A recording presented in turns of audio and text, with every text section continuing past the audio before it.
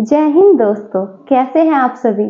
I hope कि आप सभी बहुत अच्छे होंगे और अपने जीवन में कुछ अच्छा करने का प्रयास जरूर कर रहे होंगे।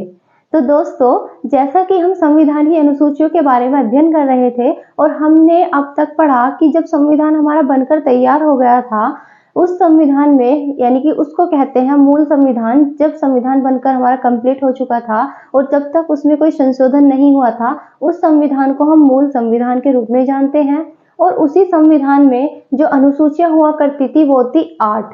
और आज के टाइम में अगर हम बात करें प्रेजेंट में, तो हम जो अनुसूचियां पढ़ते हैं संविधान में वो हैं 12, क्योंकि 4 अनुसूचियां संविधान में संशोधन करके बाद में जोड़ी गई थी। आज हमें उन सभी अनुसूचियों के बारे में पढ़ना है जो बाद में जोड़ी गई हैं, क्योंकि इससे पहले की 8 अनुसूचियों का अध्ययन हम पिछली कक्षा में कर चुके हैं।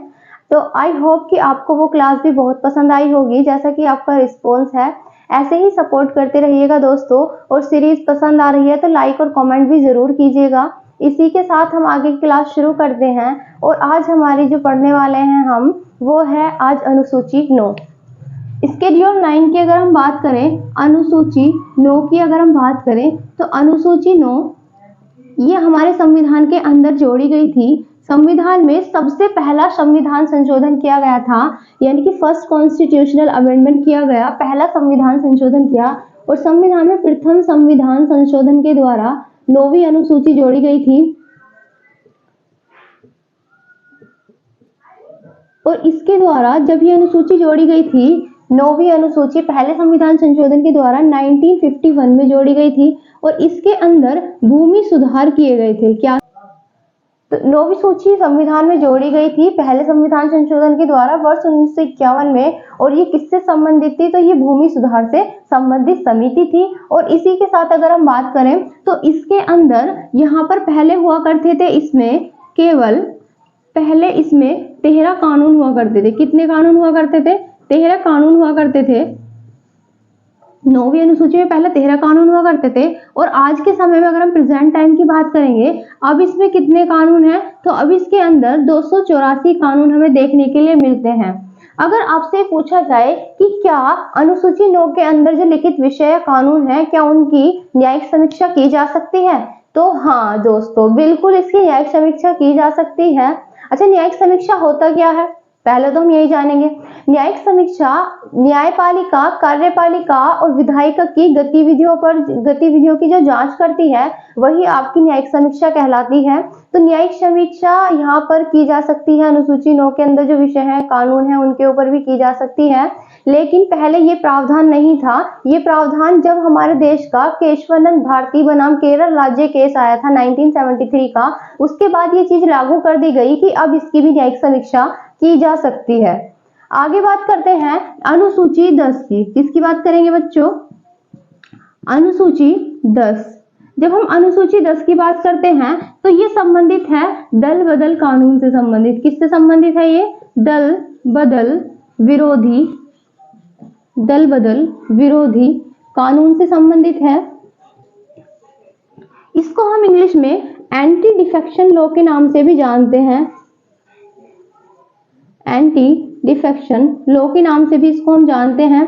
तो ये जो आपका दल बदल कानून या एंटी डिफेक्शन लॉ है, इसके अंदर क्या होता था, कोई भी राजनीतिक पार्टी जब अपना दल बदल लेती थी, जिससे उसको फायदा होता था, वो उस दल में शामिल हो जाते थे। तो वहां पर जो लोग होते थे इस तरह से करते थे कि अपने फायदे के लिए वो उस पार्टी को छोड़ के, जिस पार्टी से उन्होंने इलेक्शन जीता है, वो दूसरी पार्टी में शामिल हो जाते थे।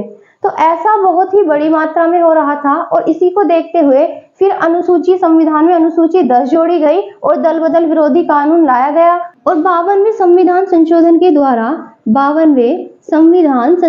द्वारा 1985 में किया गया था आपका ये संशोधन। तो 1985 में 52वां संविधान संशोधन किया गया और इसके द्वारा संविधान में 10वीं अनुसूची जोड़ी गई। और ये किसका विरोध करती थी? दल बदल के विरोध के लिए आई थी, इसलिए इसका नाम दल बदल विरोधी कानून था।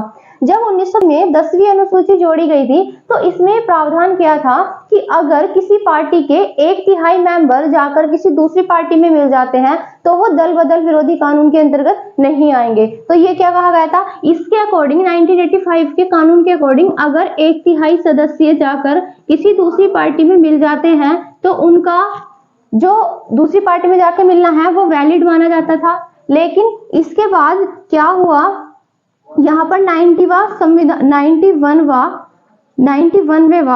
संविधान संशोधन किया गया। संविधान के अंदर 91वां संविधान संशोधन किया गया और इस संविधान संशोधन को किया गया था वर्ष 2003 में। और इसके द्वारा क्या किया गया कि अब ये संख्या और बढ़ा दी गई और इसकी संख्या कर दी गई 2/3। अब यदि 2/3 सदस्य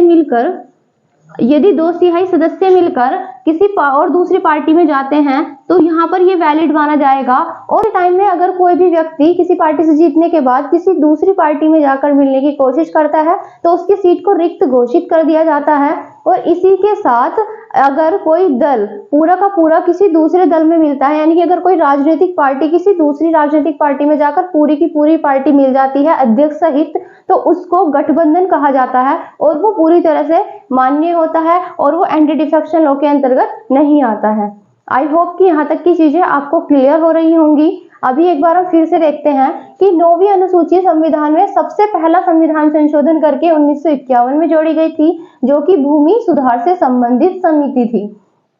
इसके अंदर पहले 13 कानून आते थे, लेकिन आज के टाइम में प्रेजेंट में इसके अंदर 284 कानून शामिल हैं। फिर इसके बाद 10वीं अनुसूची संविधान में जोड़ी गई, जिसके अंदर दल बदल विरोधी कानून की बात की गई। इसको हम इंग्लिश में एंटी डिफेक्शन लॉ भी कहते हैं। यहाँ पर ये 10वीं अनुसूची 52वें संविधान संशोधन के द्वारा 1985 में जोड़ी गई थी। और इसके तहत क्या किया गया था, तो इसके तहत ये व्यवस्था की गई थी कि अगर किसी राजनीतिक दल के 1/3 सदस्य किसी एक राजनीतिक पार्टी को छोड़कर दूसरी राजनीतिक पार्टी में जाते हैं तो ये दल बदल विरोधी कानून का उल्लंघन नहीं माना जाएगा और इनका जो जाना है वो एक तरह से वैलिड करार होगा। लेकिन 52वें संविधान संशोधन के बाद यहाँ पर क्या किया गया, संविधान में फिर 91वां संविधान संशोधन किया गया 2003 में। और इसमें क्या किया गया कि 2/3 सदस्य अगर अब किसी दूसरी पार्टी में जाके मिलेंगे तभी वो वैलिड माना जाएगा, अदरवाइज ये वैलिड नहीं माना जाएगा। जब 2/3 सदस्य जाकर किसी दूसरी पार्टी में मिलेंगे तभी इसको वैलिड माना जाएगा, अदरवाइज इसको वैलिड नहीं माना जाएगा। इसी के बाद हम बात करते हैं आगे अनुसूचियों की, और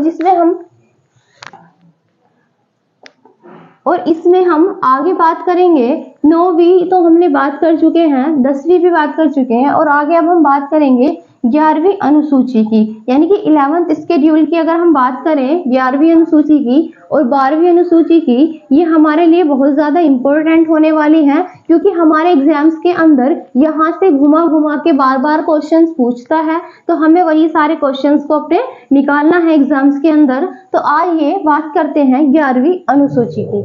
11वीं अनुसूची 11th शेड्यूल की अगर हम बात करें तो ये संविधान में संशोधन किया गया था 73rd, यानी कि 73वां संविधान संशोधन किया गया था।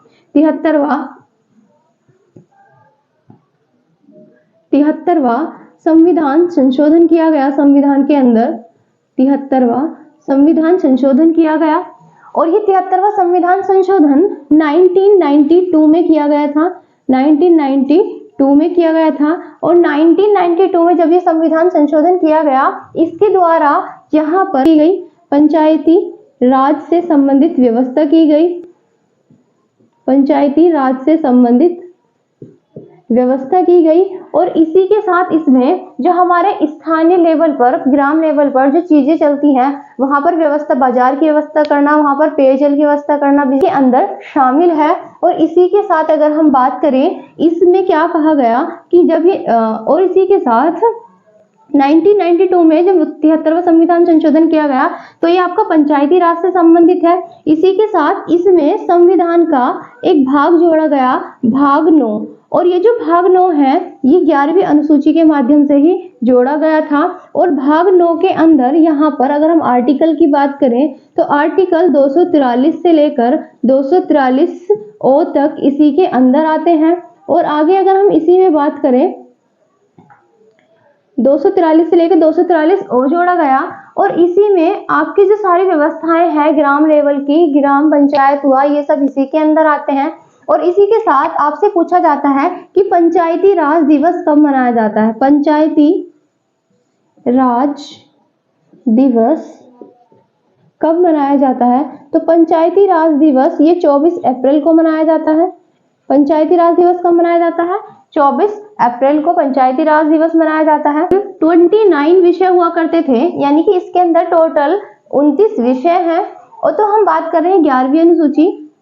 तो 11वीं अनुसूची जो कि 73वें संविधान संशोधन के द्वारा वर्ष 1992 में जोड़ी गई थी और इसके अंदर 29 विषय शामिल किए गए। साथ ही पंचायती राज सुधार से संबंधित है आपकी 11वीं अनुसूची और ये इससे संविधान में भाग 9 जोड़ा गया था और आर्टिकल 243 से लेकर 243 ओ तक भी जोड़ा गया। और इसी में पंचायती राज दिवस की अगर हम बात करें तो ये मनाया जाता है आपका 24 अप्रैल को। इसी के साथ जब ये अधिनियम आया था, इसको लागू किस वर्ष किया गया था? तो 1992 में तो ये आया था, इसको लागू 1993 में किया गया था।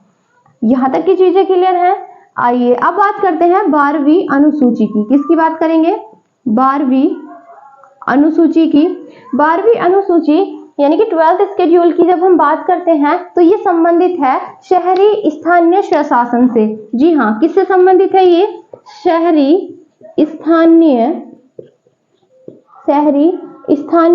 स्वशासन से संबंधित है। ये स्वशासन से संबंधित है ये। तो शहरी स्थानीय स्वशासन से संबंधित आपकी 12वीं अनुसूची है। इसके अंदर नगर पालिका,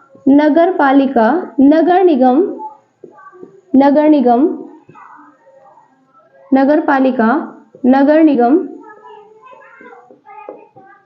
ये सब इसी के अंदर शामिल है। और 12वीं अनुसूची को संविधान में 74वां संविधान संशोधन करके शामिल किया गया था।